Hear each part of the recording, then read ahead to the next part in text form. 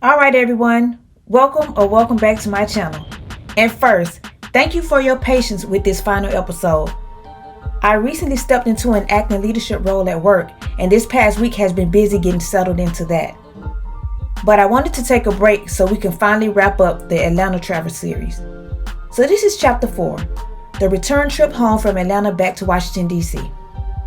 In the last episode, we explored the historic Westside of Atlanta, a neighborhood with deep cultural roots and a lot of history behind it. I also stopped by BOSC, Big Oomp Studio Kitchen, a Black-owned business founded by someone I've known since childhood. And of course, we passed by Rick Ross's massive estate known as Promised Land. After that, it was time to start heading to the airport. I returned the rental car at the rental car center, which is located just outside the airport terminals.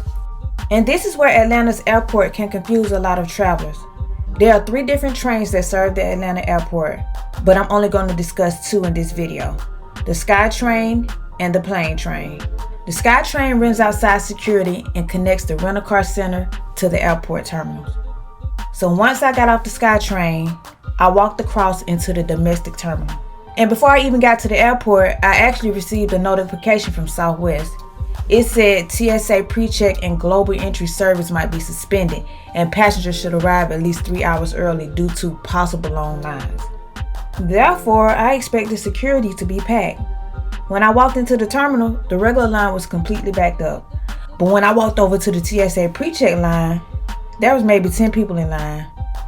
This was probably the fastest I ever gotten through security at Atlanta Airport. After clearing security, I headed down to the plane train.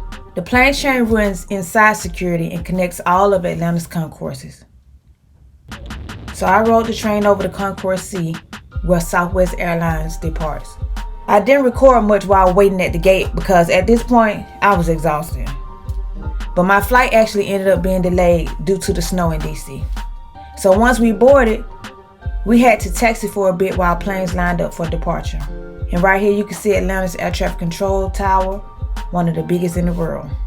And we also passed the Fly Delta jet sign, which is a pretty iconic part of Atlanta's airport. And then finally, we were cleared for takeoff. Beautiful sight at night. Atlanta had been warm most of the trip, but temperatures dropped, and on the flight back, I grabbed a cup of hot chocolate. As we got closer to DC, you could see snow falling outside the window. And finally, we landed safely at Reagan National Airport. And the ground was already covered in snow. Once I got off the plane, I headed straight to the metro station because it was Sunday night and I only had 24 minutes to catch the last train. And I made it just in time. You can see me here on the escalator fumbling with my things because I was so in a hurry, my ID and stuff started falling out of my crossbody. On the ride home, you can see the snow piling up across the city. I got off at Franconia Springfield Station and headed up to the parking garage. My truck was parked in the garage, but snow had still blown into the windshield. And on the drive home, you can see the snow plows already working the roads. And just like that, another trip comes to an end.